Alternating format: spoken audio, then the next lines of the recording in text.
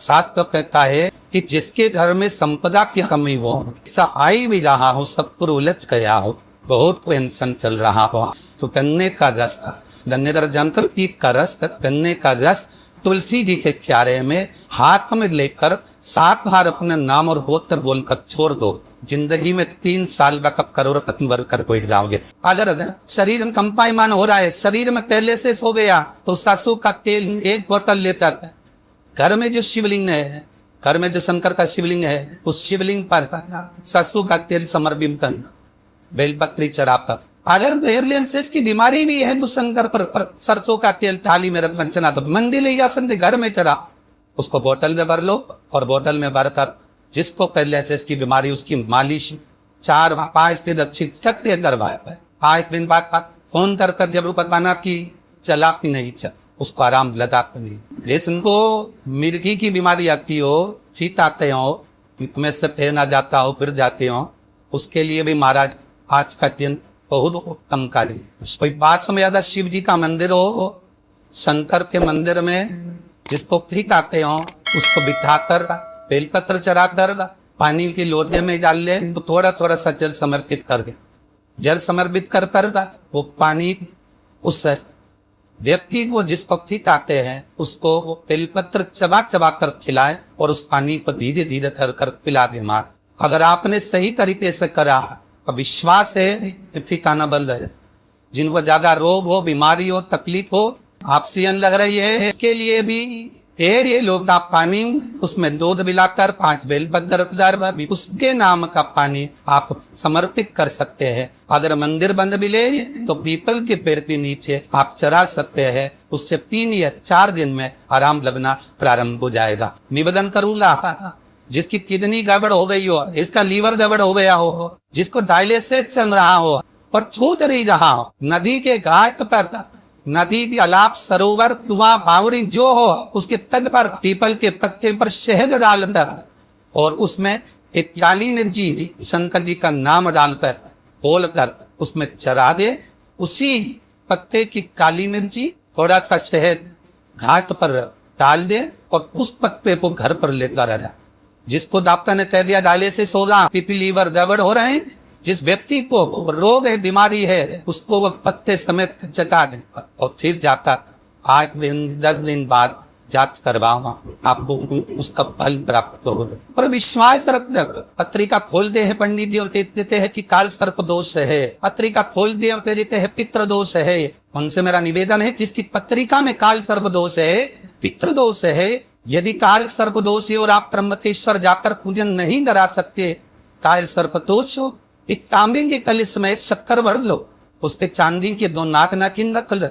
रविवार के दिन सिर के मास में जिस घर में सोते हो, पलन पर सोती हो, उस पलन के थोड़ी सी दूर पर उस कलश को रख लो। सोमवार को स्नान करो, सुबह जल्दी उठकर दोनों नाक नागिन की पूजन करो। घर में किसी से ज्यादा बात ना करो। स्नान कर कर पूजन कर कर थोड़ा सा कटोरी में कच्चा दूध लेकर उस नाग नागिन पर चढ़ाकर पूजन कर कर सफेद फूल 2 चढ़ाकर उस कलश को ले जाओ और शंकर जी के शिवलिंग पर ऐसे अर्पण कर कर कलश वापिस ले आओ। नाग नागिन शक्कर सब चढ़ो, वापिस घर पर आओ। घर पर आकर फिर एक बार स्नान कर, कितना भी भारी ताल सर्प दोष क्यों ना हो, उसमें आराम। धनुरे का बहुत अच्छा क्रम है हमारा है। कहते हैं जिसका व्यापार ना चले, व्यवसाय ना चल रहा हो, बहुत ज्यादा कष्ट में जीवन निकल रहा हो और बहुत ही ज्यादा तकलीफ हो रही हो, धतूरे को हल्दी में डुबोकर शंकर भगवान को समर्पित करे। उस धतूरे को वापिस उठा लाए 5-10 मिनट के बाद श्री शिवाय नमस्ते को प्रेम बोलकर लाल कपड़े में उसको बांध कर व्यापार वाली जिला में यहीं पर भी उसको बांध दिया जाए। व्यापार पीछे नहीं हटला, व्यापार अग्रण्य भाव में बढ़ता चले जाएगा। महाराज हल्दी में तो वो ना बढ़ा, यही प्रमाण है। एक क्रम में और है महाराज, लिंग पुराण कहती है, मान लो को किसी व्यक्ति को कोई एक भारी बीमारी हो गई, बड़ा रोग हो गया और वो रोग डॉक्टर कह रहा है कि ये ठीक नहीं होना है, बहुत तकलीफ उसमें है और कष्ट ही ग्रस्त है, वो ठीक नहीं हो रहा, तो भाई ये दवाइयाँ लग रही, गोलियाँ आप ला रहे, तो महाराज उसका भी वर्णन है। 7 धतूरे, कितने धतूरे लेना है? 7 धतूरे लेकर एक धतूरे में मोली लक्षा का नारा लपेट कर चंद्र मोली भगवान का स्मरण कर उस मोली पर लपेट कर 6 धतूरे में हल्दी लगाकर शंकर भगवान की जो जलाधारी में आपको पहले भी वर्णन किया है। शंकर भगवान का ये शिवलिंग है, ये जलाधारी है, ये भगवान का जन्य करने का शरणारविंद का भाव।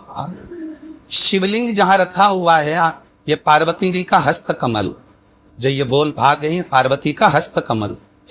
शिवलिंग रमखान जहाँ से जल नीचे गिरता है उसके सीधे भाग में श्री गणेश जी महाराज का स्थान है, उसके उल्टे भाग में श्री कार्तिकेय जी का स्थान। जलाधारी के सामने एक मोटी सी लाइन होती है, दही साफ बना होता है, कहीं स्थान बना होता है। जो मोटी सी लाइन है ये शंकर भगवान की सबसे छोटी लड़की अशोक सुंदरी का स्थान। जलाधारी के ऊपर जो लेकी लगी है ये भृगु ऋषि का कन का स्थान।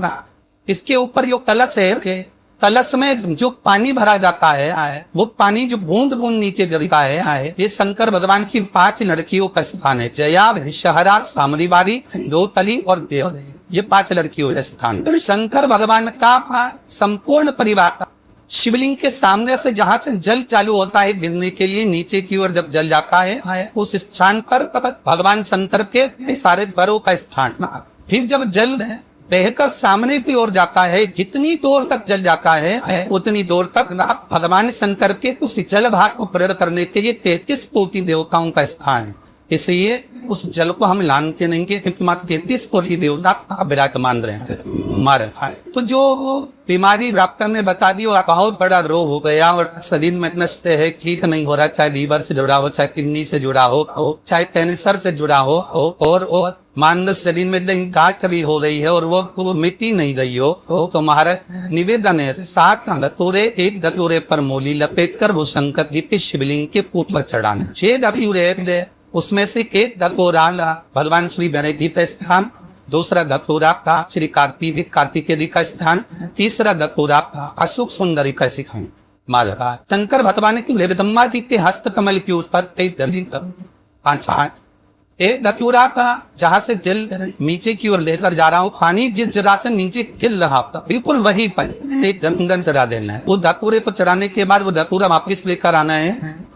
भावदोदेश्वर महादेव का नाम लेकर या चमतेश्वर महादेव का नाम लेकर उस धतूरे को जो बीमार देहारी है उसने स्पर्श कराकर बेलपरिहरी के पेड़ के नीचे हम तक लगा देना है। हमारा धीरे धीरे रोग में आराम मिलना प्रारंभ हो जाता है, औषधियां धीरे धीरे समाप्त हो जाती हैं और स्वस्थ हो जाता है। 1 मुखी से लेकर 14 मुखी रुद्राक्ष होते हैं, ये शिव महापुराण करे। 1 मुखी से लेकर 16 मुखी तक रुद्राक्ष होते हैं, ये स्कंद पुराण करे।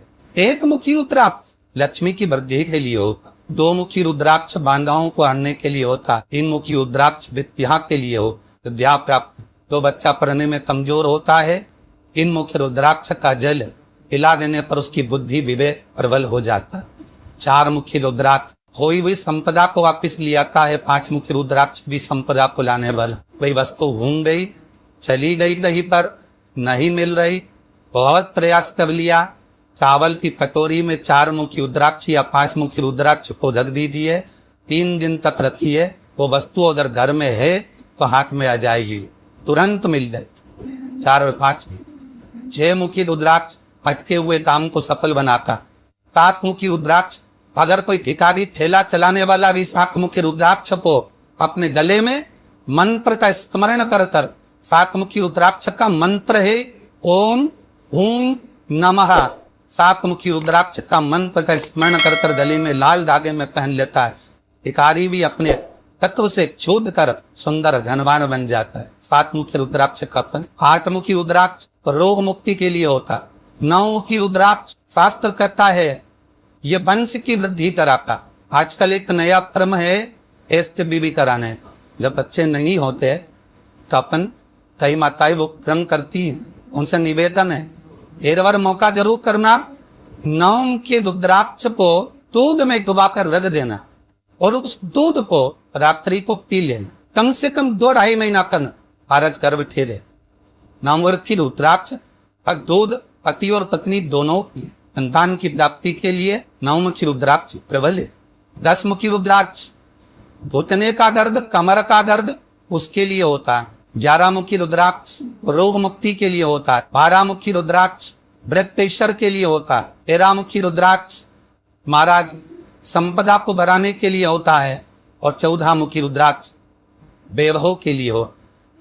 ऐसे 1 मुखी से लेकर 14 मुखी रुद्राक्ष होते हैं जो शंकर भगवान ने व्याख्यान वर्णन स्वयं तुमरुका जी के सामने किया। जिस समय शिव महापुराण विराम दे रहे हैं तुमरुका जी, भगवान शंकर में अपने गले की माला निकालकर रुद्राक्ष की तुमरुका जी को दी। जब तुमरुका जी के गले में माला पहनाई तो तुमरुका जी ने पूछा इस रुद्राक्ष में क्या लाभ है, इस रुद्राक्ष का क्या फल है, आप मुझे वर्णन करें। शिव महापुराण की विद्येश्वर संहिता में ये सब वर्णन लिखा है।